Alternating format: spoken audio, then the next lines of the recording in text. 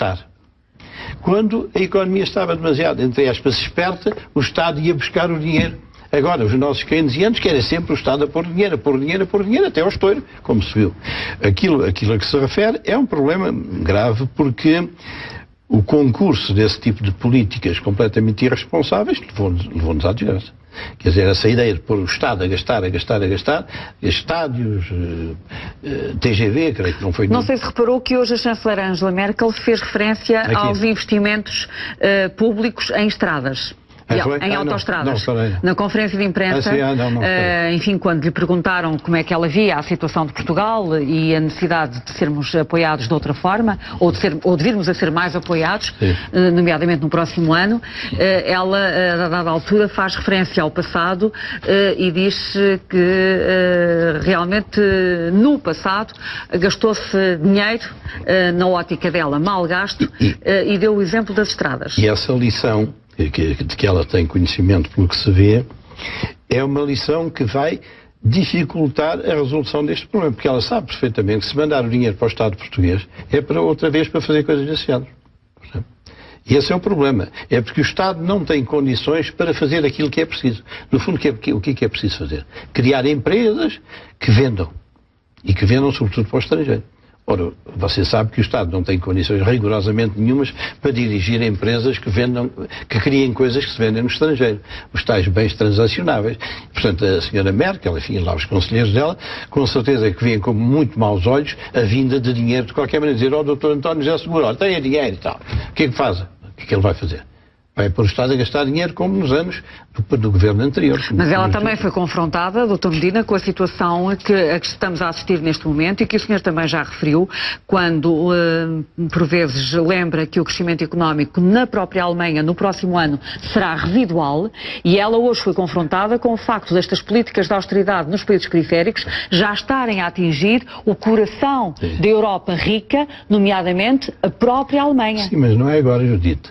Nós já vimos aqui, certamente se esqueceu, que de 2000 para 2001 todas as economias europeias e mais a norte-americana caíram. Nós apresentámos aqui um gráfico em que era assim, caía de 2000 para 2001 e nunca mais arribaram. É porque o problema das economias europeias não é um problema do euro nem da Europa, é um problema da China e do petróleo, como nós temos aqui defendido sempre. Agora, pela primeira vez, ao fim de 15 meses, ouço o Ministro da Economia falar na industrialização. Quer dizer, agora parece que estão a acordar. Quando desde o primeiro dia que deviam preocupar-se com a industrialização. Sem indústria não há economia suficiente. Sem economia suficiente não há Estado Social. Tem que ser realmente visto. Mas o que eu estava a dizer é que esta austeridade que está a ser imposta em nome dos reequilíbrios das contas públicas nos países altamente endividados, também está a fazer ricochete nos países ricos da Europa, porque eles não estão a exportar. A Alemanha exporta 60% dos seus produtos para a Europa, não é? Pois, mas repare, eu aí não... Enfim, quem sou eu agora para estar em discordância com a senhora Merkel, como vocês gostam de salientar, a senhora mais poderosa do mundo para a comunicação. Então não é? Não estou a dizer que é, não é? Mas a mim faz muita aflição. Ronaldo, o maior jogador do mundo, a senhora Merkel, a maior... Acho que é um bocado patego, desculpa a expressão. Mas, não, o problema não é esse. O problema é que a Alemanha, na primeira década, de 2000 a 2010, cresceu 0,9. E Portugal cresceu 0,7. E a Itália cresceu 0,3. Quer dizer, não foi por causa de nós não comprarmos. Estávamos todos em baixo, já em 2,1, 2,3, 2,4, 2,5. Agora continua a debilidade económica, e é por isso que eu tenho a referir aqui muitas vezes, que nós, de facto, se não conseguirmos resolver o problema da industrialização, a Europa não vai ter salvação do ponto de vista económico.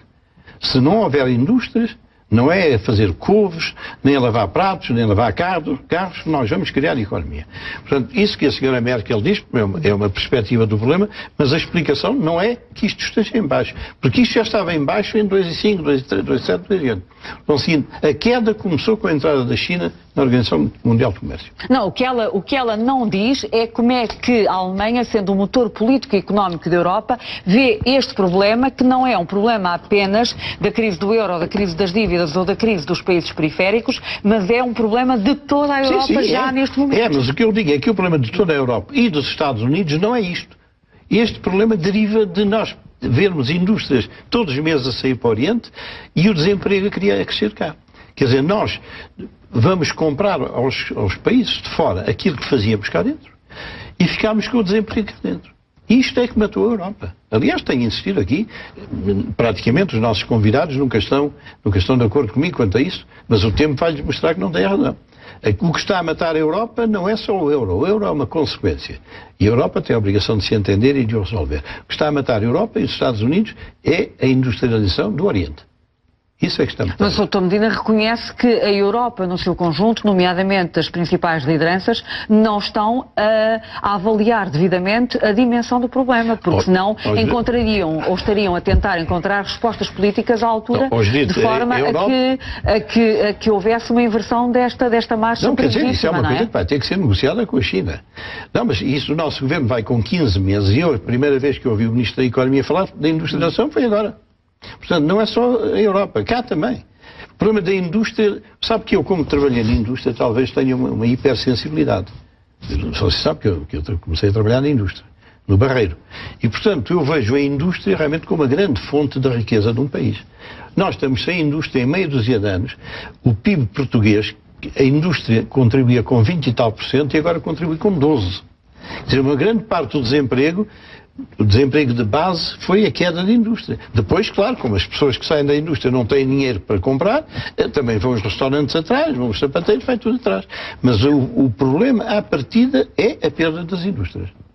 Há bocadinho eu falava nas décadas de 70, 80, sim, porque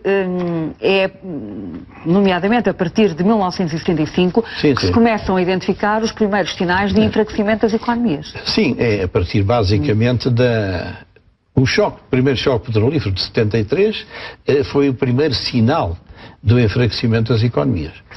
E aí, como há dias eu referia aqui, começaram a aparecer os autores que estudaram o problema da crise do Estado de Providência, sobretudo em França, pelo menos aqueles que eu conheço melhor são franceses.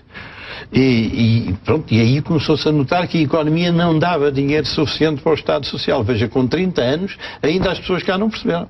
Há aqui gente que diz, o Estado Social há de sempre dinheiro. Claro. Nós temos sempre assim uns aventureiros mentais. Digamos então que há uma primeira fase da crise do Estado Social que podemos situar entre 1975 e que vai até 1990. Grosso modo, sim, mais ano, menos ano. Não, essa primeira fase foi enfrentada, com agravamentos fiscais. A carga fiscal começou a tornar-se muito pesada a partir dos anos 70. Exatamente porque a economia funcionava pior e as receitas do Estado diminuíam. Não cresciam tanto como seria desejável. E o problema foi aí atacado com agravamentos fiscais significativos e com a criação de moeda. Cada país tinha a sua moeda e, portanto, mandava fazer caixotes de moeda e punha a circular. E a inflação permitia realmente um certo engano, porque quando as pessoas hoje discutem o vencimento da crise e comparam com 84, esquecem-se que em 84, enfim, havia várias vantagens para solucionar a crise, mas havia uma, era a grande inflação. No governo Soares Mota Pinto, com Hernani Lopes nas finanças, o sindicato reivindicava, imagino, 25% de aumento, porque a inflação era de 30%. Quando eu estive no governo era 25%, quando esteve o Hernani eram 30%. Reivindicavam já menos do que a inflação. E depois discutia-se e dizia, 15%. E ficava em 15%, quer dizer, sem se dar por isso que perdiam 15% do poder de compra. Mas iam todos satisfeitos com muito mais dinheiro para casa. Quer dizer, ajudaria a solucionar em parte este problema a que estamos a assistir e a atenuar a austeridade. Porque já ouvi essa tese de que se a Alemanha permitisse aumentar ligeiramente a sua inflação, isso ajudaria os países. Sim, a moeda desvalorizava, o câmbio em relação ao dólar caía e, por conseguinte, o que fazíamos cá era mais barato e vendia-se mais barato lá fora. Mas o problema, a gente escusa dar volta. O senhor não simpatiza com essa tese? Não é simpatizar, não é uma questão de simpatia, é uma questão de realismo. Porque se você continuar a ter de comprar automóveis na China, o que quer que seja, qualquer dia compra aviões, compra de tudo, repousados, cadeiras, batatas, sapatos, compra tudo, esses truques, para essa expressão, não podem adiar as dificuldades, remediam, mas não resolvem. Sem indústria, Europa e os Estados Unidos vão ficar numa posição de grande subalternidade no mundo. Aliás, a decadência deste conjunto ocidental está em curso. E sem indústria, o Estado Social, que se manteve à custa da indústria, vai sofrer uma grande machadada. A segunda fase da crise do Estado Social é a partir de 1990 até aos nossos dias? Até agora. A partir daí, com entre 75 e 90, enfim, foi com moeda e agravamentos fiscais, a partir de cerca de 90, ou perto de 90, continua a haver agravamentos fiscais, mas mesmo assim os déficits eram grandes. E, portanto, começou a endividar-se. Estas chamadas dívidas soberanas começaram a ser alimentadas primeiro ligeiramente e depois fortemente com endividamento. Quer dizer, nós já percorremos todos os instrumentos. Moeda e inflação, como hoje não temos moeda, não podemos provocá-la isoladamente. Se a Europa quiser, a zona euro quiser, poderá criar inflação. Aumentos fiscais, os aumentos fiscais percorreram todo este tempo, todos estes 30 anos, até atingirem a barbaridade atual.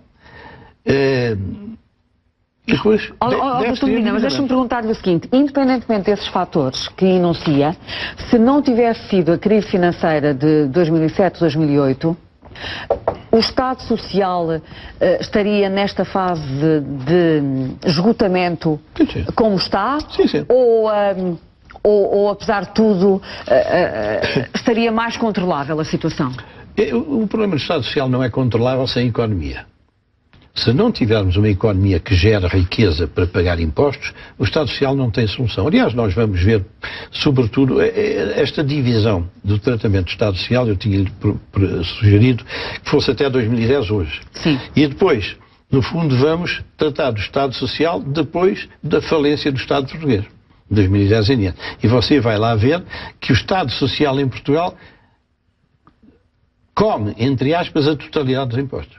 Nós podemos, aliás, começar já por ver o nosso primeiro gráfico. Portanto, nesta análise evolutiva até 2010, no primeiro gráfico nós temos as taxas reais de crescimento do Produto Interno Bruto, ou seja, da riqueza nacional, e a despesa primária em função do PIB. O que é que este gráfico nos mostra? Aquele é o gráfico 1.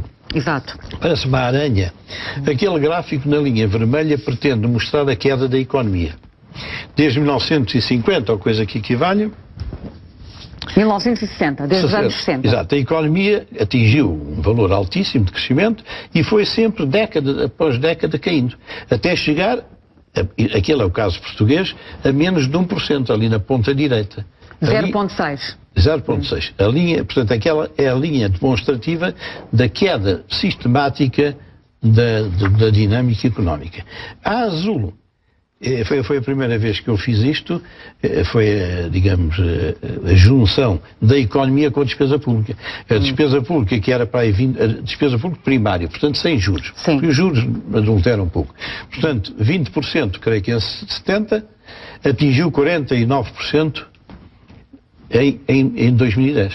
Sim. Quer dizer, a economia foi enfraquecendo, gerando menos receitas, menos impostos, e o Estado sempre a crescer. Sempre a crescer. E este crescimento do Estado é de tal ordem que praticamente 80%, eu estive ontem a fazer essa conta, 80% do crescimento da despesa primária foi despesa social. Quer dizer, o Estado Social. O Estado Social que funcionou, digamos, em seu desfavor futuro. Quer dizer, adquiriu um tal peso que agora não há dinheiro para mantê-lo. Só que está claro. Agora, o gráfico 2, que é muito elucidativo. O gráfico 2 mostra-nos a evolução da despesa pública total e dos impostos, não é? Nestas duas barras... Ainda não chegou aí? Sim, mas vai chegar. Nestas barras, uma amarela. Exato, e outra vermelha. Exato. As cores escolhidas são ótimas porque contrastam muito. À esquerda, por exemplo, 1960 talvez seja, verifica-se que os impostos e a despesa eram mais ou menos iguais. Não era? Sim. Em 70 parece que ainda é a mesma coisa. Em 80, a barra vermelha das despesas já vai muito para além da amarela das receitas fiscais. Exato. Depois, 80, isto acentua-se, 90, 2000, 2010. Quer dizer, em 2010, se bem me recordo, a despesa chegou a 50% e os impostos em 34%.